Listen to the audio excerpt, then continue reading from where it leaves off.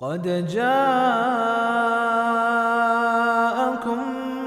من الله نور وكتاب مبين. السلام علیکم ورحمۃ اللہ وبرکاتہ. الحمد للہ الذي اکرمنا بالاسلام وانعم علینا بنعمت الایمان وشرفنا باتباع خیر الانام اما بعد. ناظرین کرام، اللہ رب العزت نے انسان کو پیدا کیا ہے اور آسمانی ہدایات کے ذریعے اسے کامیابی، سکون اور فلاح کی راہ دکھائی ہے، اور اس کی فطرت میں سیکھنے، سمجھنے اور اثر قبول کرنے کی صلاحیت رکھی ہے. یہ صلاحیت اس وقت بہترین فائدہ دیتی ہے جب انسان کے ارد گرد اچھے لوگ، نیک ساتھی اور پرہیزگار دوست ہوں. انسان کے اخلاق، اعمال، حتیٰ کہ اس کے ایمان کی مضبوطی میں بھی صحبت اور رفاقت اس کا بہت اہم کردار ہوتا ہے. اچھی صحبت اور اچھی سنگت یہ وہ نعمت ہے جو انسان کے ایمان کی حفاظت کرتی ہے، انسان کو گناہوں سے بچاتی ہے، نیکی کی طرف کھینچ لاتی ہے، صبر، بردباری، عفو و درگزر اور حسن سلوک سکھاتی ہے. جبکہ اس کے مقابلے میں بری صحبت انسان کو غلط راستے، برے اعمال اور گمراہی کی طرف لے جاتی ہے اور آہستہ آہستہ اللہ سے دور کر دیتی ہے.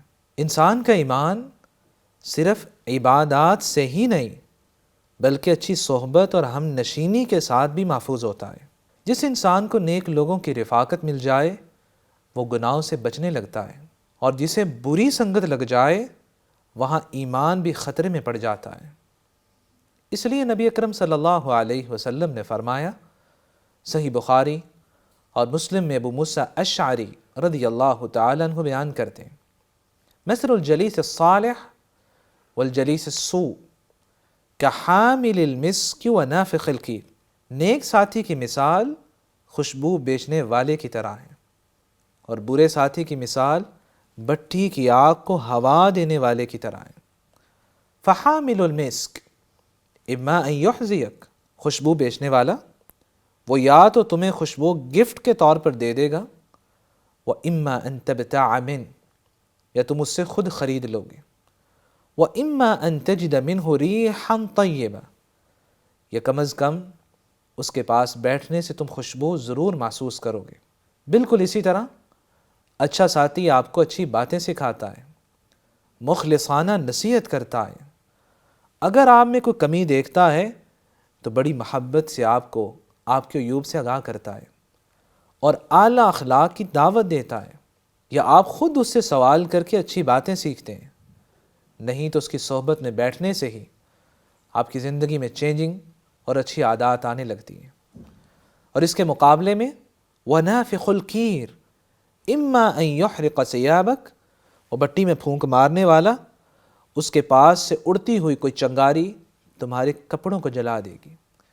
وَإِمَّا أَن تَجِدَ رِيحًا خَبِيثًا، یا کم از کم اس کے پاس بیٹھنے سے تمہیں ناگوار دھواں برداشت کرنا پڑے گا. بالکل اسی طرح برے ساتھی کے ساتھ رہو گے وہ تمہیں برائی پہ لگا دے گا. اگر وہ نہ بھی لگائے تو اس کی صحبت میں رہنے کی وجہ سے تم بھی اچھے نہیں رہو گے. اس کی صحبت کی سیاہی تمہارے وقار کو داغدار کر دے گی. اس لیے حکماء کہا کرتے ہیں، نیک لوگوں کی صحبت میں رہا کرو، کیونکہ سونار کا کچرا بھی بادام سے مہنگا ہوتا ہے. انسان کی پہچان اس کے دوستوں اور ہم نشینوں سے ہوتی ہے، وہ کس طرح کے لوگوں کے ساتھ رہتا ہے. صحبت الکرام ترفع المقام، عظیم لوگوں کی رفاقت اور صحبت انسان کے مرتبے کو بلند کر دیتی ہے. من جالس العلماء زاد ادب، جو علماء کے ساتھ بیٹھتا ہے اس کے ادب و آداب میں اضافہ ہو جاتا ہے. ومن جالس الاغنیاء قسا قلبه، جو مرا کے ساتھ، امیر لوگوں کے ساتھ بیٹھتا ہے اس کا دل سخت ہو جاتا ہے. ومن جالس العاصین زاد طیشه، جو نافرمانوں کے ساتھ بیٹھتا ہے وہ گناہوں پہ دلیر ہو جاتا ہے کہ فلاں بھی گناہ کر رہا ہے تو تو اگر ایک دو میں بھی گناہ کر لوں تو کیا ہو جائے گا؟ وَمَنْ جَالَسَ الصَّالِحِينَ زَادَ وَرْعًا، جو نیک لوگوں کے ساتھ بیٹھتا ہے اس کی پرہیزگاری بڑھ جاتی ہے۔ وَمَنْ جَالَسَ الْفُقَهَاءَ عَظُمَ قَدْرُ، جو فقیہ اور سمجھدار کے ساتھ بیٹھتا ہے اس کی قدر و منزلت میں اضافہ ہو جاتا ہے۔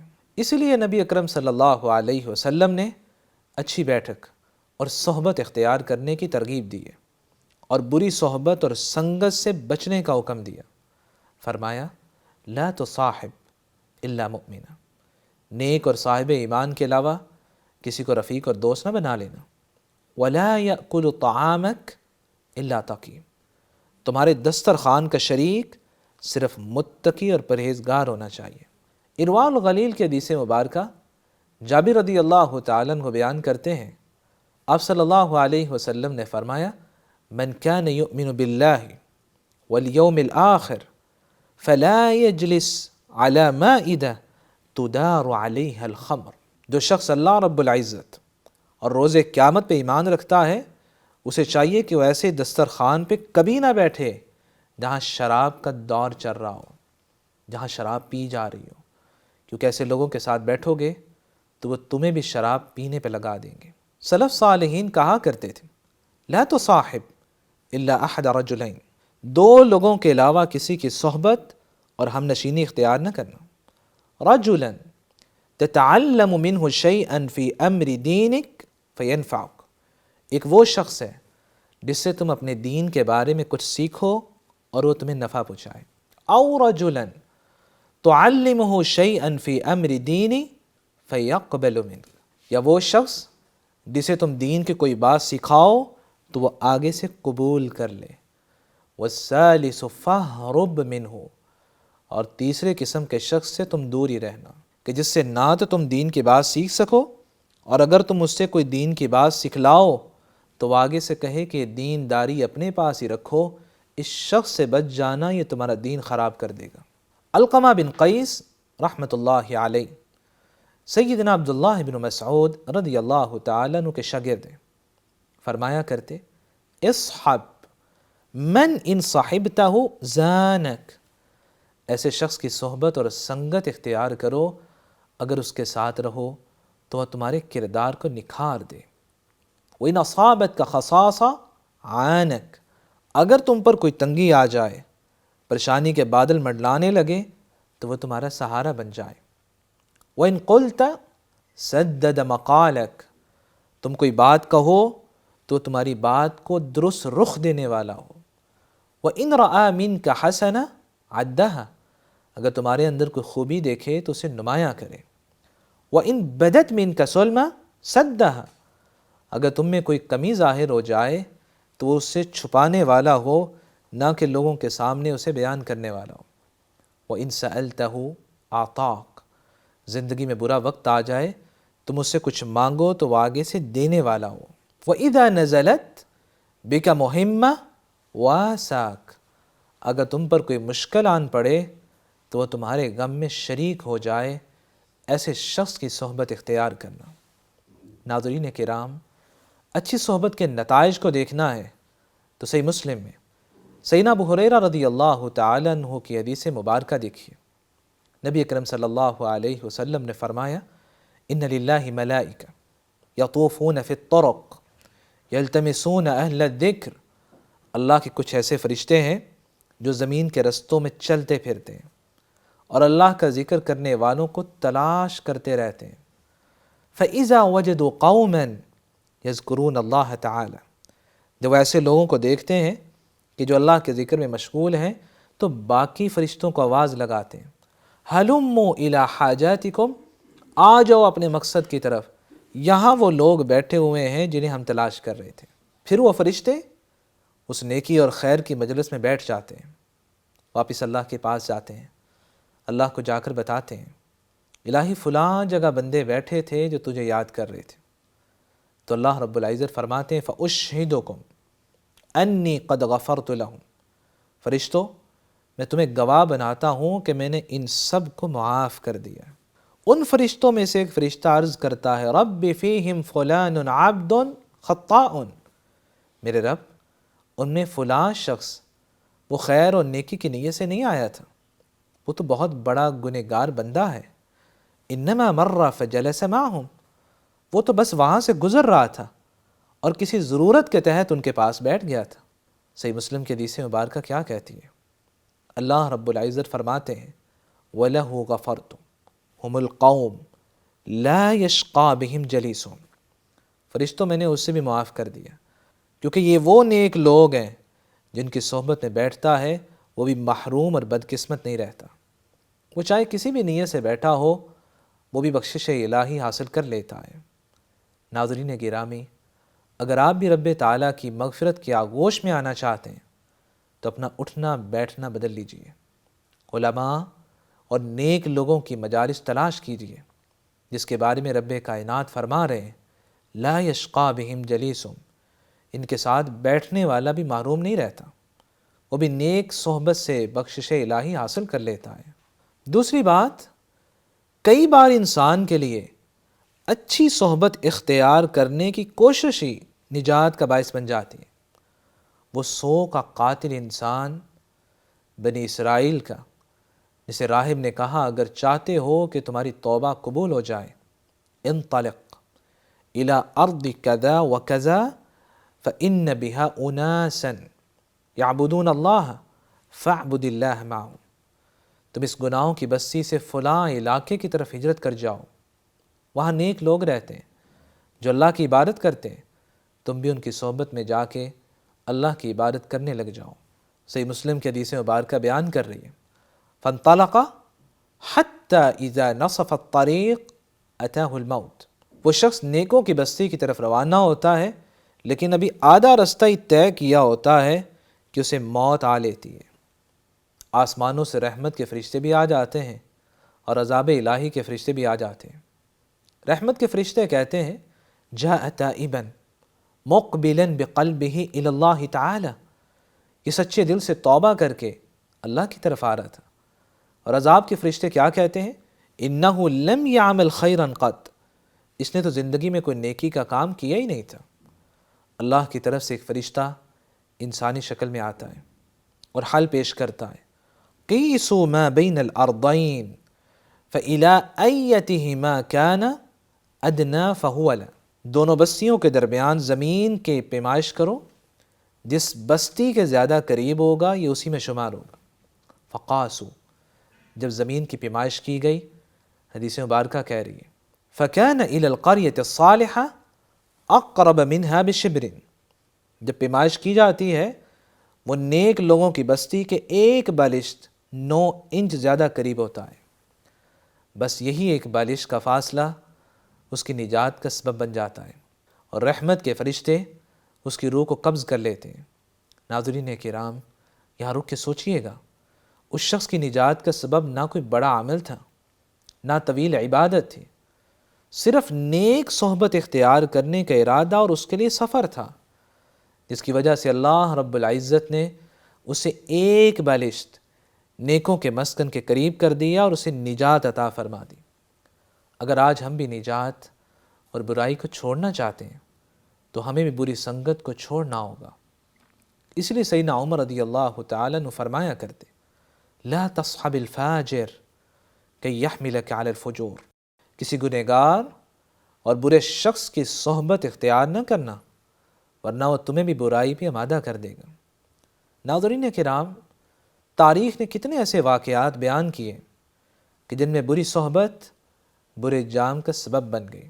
ابو طالب نبی اکرم صلی اللہ علیہ وسلم کا چچا ہے، ساری زندگی نبی اکرم صلی اللہ علیہ وسلم کا ساتھ دینے والا، اور آپ صلی اللہ علیہ وسلم کی بہت خواہش تھی کہ یہ مسلمان ہو جائیں۔ ابو طالب کا آخری وقت آتا ہے۔ صحیح بخاری کی حدیث مبارکہ کیا بیان کرتی ہے؟ نبی اکرم صلی اللہ علیہ وسلم پاس بیٹھے، فرمایا ای عم قل لا الہ الا اللہ کلمہ احاج لک بہا عند اللہ، چچا ایک بار لا الہ الا اللہ کہہ دو، میں اس کے ذریعے اللہ کے حضور تمہاری بخشش کے لیے دلیل پیش کر سکوں گا۔ اب ایمان اور کفر کے درمیان کشمکش چل رہی ہے۔ وہی 2 برے ساتھی ابو جہل اور عبداللہ بن امیہ بھی موجود تھے۔ فوری ٹوکا اور کہنے لگے اترغب عن ملت عبد المطلب، ابو طالب کیا تم اپنے باپ عبد المطلب کے دین سے منہ موڑ لو گے؟ نبی کریم صلی اللہ علیہ وسلم بار بار کلمہ توحید پیش کر رہے ہیں اور برے ساتھی انہیں آباء و اجداد کے دین کا واسطہ دے کر روک رہے ہیں۔ انجام کیا ہوتا ہے؟ وہی بری صحبت ان کے ایمان کی راہ میں رکاوٹ بن جاتی ہے، اور ابو طالب نے کلمہ پڑھنے کے بجائے کفر پر جان دے دی اور یہ کہتے ہوئے رخصت ہوئے علی ملت عبد المطلب، میں عبد المطلب کے دین پر مر رہا ہوں۔ دیکھیے بری ہم نشینی کتنی نقصان دہ ہے کہ ابو طالب کے پاس اللہ کے رسول موجود تھے، مگر پاس بیٹھے وہ برے ساتھیوں کی صحبت نے انہیں نور ایمانی سے محروم کر دیا۔ دوسرا واقعہ جسے تاریخ نے محفوظ رکھا ہے، امیہ بن خلف جو قریش کے سرداروں میں سے تھا، بہت ظالم تھا، سیدنا بلال رضی اللہ تعالیٰ عنہ کا آقا تھا، مسلمانوں پہ ظلم کیا کرتا تھا۔ نبی اکرم صلی اللہ علیہ وسلم مدینہ چلے گئے، انصار کے قبیلہ اوس کے سردار سعد بن معاذ رضی اللہ تعالیٰ عنہ مکہ آئے اور امیہ بن خلف اس کے گھر میں ٹھہرے، کیونکہ امیہ جب تجارت کے لیے شام جاتا تھا تو مدینہ میں سعد بن معاذ رضی اللہ تعالیٰ عنہ کے گھر میں رہا کرتا تھا۔ سعد بن معاذ رضی اللہ تعالیٰ عنہ نے امیہ بن خلف سے کہا میں مدینہ سے اس لیے آیا ہوں تاکہ بیت اللہ کا طواف کر سکوں۔ امیہ کہنے لگا ابو جہل نے پابندی لگا رکھی ہے، کوئی بھی مسلمان بیت اللہ میں نہ نماز پڑھ سکتا ہے اور نہ طواف کر سکتا ہے۔ تم میرے دوست ہو، میں چاہتا ہوں کہ تمہاری خواہش پوری کروں۔ اگر تم طواف کرنا چاہتے ہو تو دوپہر کے وقت ہم نکلیں گے، سورج کی تپش ہوگی، لوگ اپنے گھروں میں ہوں گے، ہم بیت اللہ کا طواف کر لیں گے۔ دوپہر کا وقت ہوتا ہے، سعد بن معاذ رضی اللہ تعالی عنہ امیہ بن خلف کے ساتھ بیت اللہ کا طواف کر رہے ہیں۔ سامنے ابو جہل آ جاتا ہے، کہا کون بیت اللہ کا طواف کر رہا ہے؟ آگے سے سعد بن معاذ کہتے ہیں میں کر رہا ہوں۔ ابو جہل کہنے لگا تطوف بالکعبہ آمنا وقد آویتم محمدا واصحابہ، تم کعبہ کا طواف امن سے کرو حالانکہ تم نے محمد صلی اللہ علیہ وسلم اور ان کے ساتھیوں کو مدینہ میں پناہ دے رکھی ہے۔ سعد بن معاذ رضی اللہ تعالیٰ عنہ فرمانے لگے ہاں ایسا ہی ہے۔ اس پر دونوں کے درمیان تکرار ہونے لگا۔ امیہ بن خلف نے سعد رضی اللہ تعالیٰ عنہ سے کہا لا ترفع صوتک علی ابی الحکم فإنہ سید اہل الوادی، ابو الحکم ابو الجہل پر آواز کو بلند نہ کرو، وہ اس وادی کا سردار ہے۔ سعد رضی اللہ تعالیٰ عنہ فرمانے لگے واللہ لئن منعتنی ان اطوف بالبیت لأقطعنک متجرک بالشام، اللہ کی قسم اگر تم نے مجھے بیت اللہ کے طواف سے روکا تو میں شام کی طرف تمہاری تجارت کا راستہ روک دوں گا۔ امیہ بن خلف بار بار سعد بن معاذ رضی اللہ تعالیٰ عنہ سے کہتا رہا اپنی آواز کو پست رکھو، یہ سامنے تمہارا سردار کھڑا ہوا ہے۔ سعد بن معاذ رضی اللہ تعالیٰ عنہ کو غصہ آیا اور فرمایا دعنا عنک فإنی سمعت محمدا یزعم انہ قاتلک، مجھے چھوڑ دو، میں نے نبی اکرم صلی اللہ علیہ وسلم سے سنا ہوا ہے کہ صحابہ تمہیں قتل کریں گے۔ امیہ بن خلف اسلام کا دشمن ہے، کافر ہے، لیکن جب یہ الفاظ سنے کہ اللہ کے رسول نے یہ الفاظ کہے ہیں تو امیہ بن خلف کی زبان سے کیا نکلتا ہے واللہ ما یکذب محمد اذا حدث، اللہ کی قسم محمد جب بات کرتے ہیں تو جھوٹ نہیں بولتے صلی اللہ علیہ وسلم۔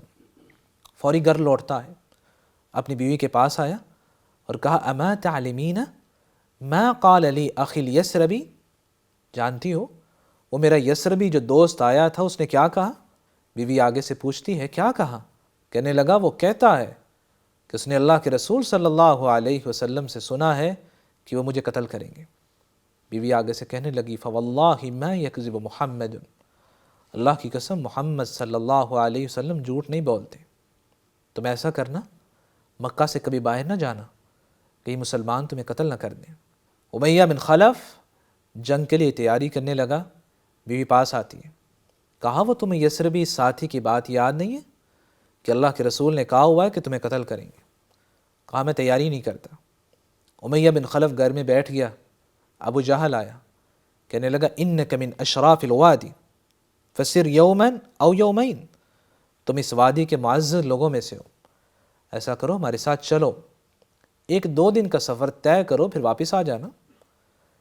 امیہ بن خلف کفار مکہ کے ساتھ چل پڑتا ہے، راستے میں کئی بار کوشش کرتا ہے کہ میں مکہ واپس چلا جاؤں، لیکن ابو جہل اس پہ نظر رکھتا ہے اور اسے مکہ واپس نہیں جانے دیتا، یہاں تک کہ بدر کے میدان میں پہنچ جاتے ہیں اور دونوں جہنم واصل ہو جاتے ہیں۔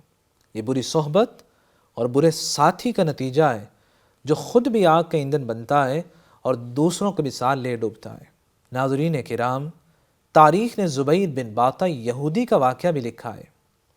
بنو قریظہ نے غزوہ خندق میں مسلمانوں کے ساتھ جب بدعہدی کی تو آپ صلی اللہ علیہ وسلم نے ان کے قلعے کا محاصرہ کر لیا، آخر انہوں نے ہتھیار ڈال دیے اور سعد بن معاذ رضی اللہ تعالی عنہ کو اپنا فیصل مقرر کر دیا کہ جو یہ ہمارے بارے میں فیصلہ کریں گے ہمیں قبول ہے۔ سعد بن معاذ رضی اللہ تعالی عنہ نے ان کے قتل کا فیصلہ صادر کر دیا۔ اب سب کو قیدی بنا کے لایا جا رہا ہے اور قتل کیا جا رہا ہے۔ ان میں زبیر بن باطا یہودی بھی تھا جس نے جنگ بعاث میں ثابت بن قیس رضی اللہ تعالیٰ عنہ کی مدد کی تھی۔ ثابت بن قیس رضی اللہ تعالیٰ عنہ اس کے پاس گئے اور کہا هل تعرفنی یا ابا عبد الرحمن، اے ابو عبد الرحمن کیا تم مجھے پہچانتے ہو؟ اس نے آگے سے جواب دیا وَهَلْ يَجْهَلُ مِثْلِي مِثْلَكَ، کیا مجھ جیسا بوڑھا انسان تم جیسے اعلیٰ ظرف انسان کو بھول سکتا ہے؟ ثابت بن قیس رضی اللہ تعالیٰ عنہ فرمانے لگے اُرِيدُ أَنْ أُكَافِئَكَ، میں تمہارے اس پرانے احسان کا آج بدلہ چکانا چاہتا ہوں۔ آگے سے کہنے لگا ان الکریم یجزی الکریم، بے شک ایک عزت دار انسان ہی دوسرے عزت دار کو بدلہ دیتا ہے۔ ثابت بن قیس رضی اللہ تعالی عنہ فوراً رسول اقدس صلی اللہ علیہ وسلم کی خدمت میں آئے اور اس کی جان بخشی کی درخواست کی۔ آپ نے فرمایا جاؤ، میں نے اسے رہا کر دیا۔ جب یہ خوشخبری ثابت بن قیس رضی اللہ تعالی عنہ نے اسے سنائی تو زبیر بن باطا یہودی کہنے لگا لا اہل ولا ولد فما یصنع بالحیات، اس تنہا زندگی کا کیا فائدہ جس میں نہ بیوی ہو نہ بچے ہوں۔ ثابت بن قیس رضی اللہ تعالی عنہ دوبارہ اللہ کے نبی کے پاس گئے اور اس کے اہل و عیال کی زندگی بھی مانگی۔ آپ نے فرمایا جاؤ، میں نے انہیں بھی رہا کر دیا۔ ثابت بن قیس رضی اللہ تعالی عنہ جب اسے بتلایا تو آگے سے کہنے لگا اہل بیت بالحجاز لا مال لهم فما بقاؤهم على ذلك، حجاز کی سرزمین میں میرے گھر والے بے سر و سامان کیسے جئیں گے؟ ثابت بن قیس رضی اللہ تعالیٰ تیسری بار نبی اکرم صلی اللہ علیہ وسلم کے پاس گئے اور اس کا مال و متاع بھی واپس کروا دیا، سب کچھ لے کر جانے لگا۔ تھوڑا سا چلا پھر رک گیا اور ثابت بن قیس رضی اللہ تعالیٰ عنہ سے پوچھنے لگا ہمارے سردار کعب بن اسد کا کیا بنا؟ ثابت بن قیس رضی اللہ تعالیٰ عنہ نے جواب دیا قتل، وہ قتل کر دیا گیا۔ پھر پوچھنے لگا حیی بن اخطب سردار کا کیا بنا؟ کہا قتل، وہ بھی قتل کر دیا گیا۔ پھر تھوڑا سا چلا، چلنے کے بعد رکا اور سوال کیا سردار عیزال بن شموال کا کیا بنا؟ ثابت بن قیس رضی اللہ تعالیٰ عنہ نے جواب دیا قتل، وہ بھی مارا گیا۔ زبیر بن باطا یہودی پھر پوچھتا ہے، کہا وہ بنو قریظہ کے 2 بڑے خاندان وہ بنی کعب اور بنی عامر کا کیا بنا؟ ثابت بن قیس رضی اللہ تعالیٰ عنہ نے پھر جواب دیا قتلوا، سب کو قتل کر دیا گیا۔ یہ سن کر زبیر بن باطا یہودی کے الفاظ سنیے، کہتا ہے ثابت میرا جو احسان تم پر تھا میں اس احسان کے واسطے تم سے یہ مانگتا ہوں، مجھے بھی انہی لوگوں کے ساتھ ملا دو، مجھے بھی قتل کر دو، اب میں جی کر کیا کروں گا؟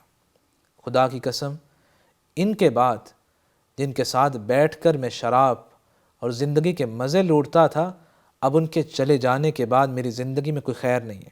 میں اس تھکا دینے والی اور بیکار زندگی میں صبر نہیں کر سکتا، اب بس مجھے بھی اپنے پیاروں کے ساتھ ملا دو۔ تو ثابت بن قیس رضی اللہ تعالیٰ عنہ سے واپس لائے اور مسلمانوں نے اسے بھی قتل کر دیا۔ سیدنا ابوبکر رضی اللہ تعالیٰ عنہ کو جب یہ بات پہنچی کہ اس نے کہا کہ میں اپنے پیاروں سے ملنا چاہتا ہوں، تو فرمایا یلقاہم واللہ فی نار جہنم خالدا فیہا مخلدا، اللہ کی قسم ان سے ضرور ملے گا مگر جہنم کی آگ میں، جہاں وہ ہمیشہ رہے گا۔ یہ بری صحبت ہے کہ انسان جن کے ساتھ اٹھتا بیٹھتا ہے انہی کے ساتھ اپنا انجام چاہتا ہے۔ ناظرین کرام، اسی طرح صحیح بخاری کے حدیث مبارکہ کو دیکھا جائے، کافر جب قبر میں جاتا ہے اس سے بھی فرشتے تینوں سوال کرتے ہیں، من ربک، من نبیک، ما دینک۔ یہ تینوں سوال مومن سے ہوتے ہیں تو کافر سے بھی ہوتے ہیں۔ صحیح بخاری کی حدیث مبارکہ کہتی ہے وہ تینوں سوالوں کے جواب میں ایک ہی بات کہتا ہے، ہا لا ادری اقول کما یقول الناس، ہائے افسوس میں نہیں جانتا، میں تو وہی کہتا تھا جو لوگ کہتے تھے، میں برے لوگوں کی صحبت میں تھا، انہوں نے مجھے بھی برا بنائے رکھا اور آج میرا برا انجام ہونے والا ہے۔ میری اللہ رب العزت سے دعا ہے الہ العالمین ہمیں نیک اور صالح لوگوں کی صحبت اختیار کرنے کی توفیق عطا فرمائے، بری صحبت سے بچائے اور ہمیں بہترین اخلاق اور عالی کردار عطا فرمائے۔ الہی ہمیں جب تک رکھنا، دین اور ایمان کے ساتھ رکھنا، جب بلانا تو اس طرح زبان پہ کلمہ توحید ہو اور جنت ہماری منتظر ہو۔ اقول ما تسمعون واستغفر اللہ لی ولکم ولسائر المسلمین من کل ذنب فاستغفروه انه هو الغفور الرحیم۔ يا أهل الكتاب قد جاءكم رسولنا يبين لكم كثيرا مما كنتم تخفون من الكتاب ويعفو عن كثير، قد جاءكم من الله نور وكتاب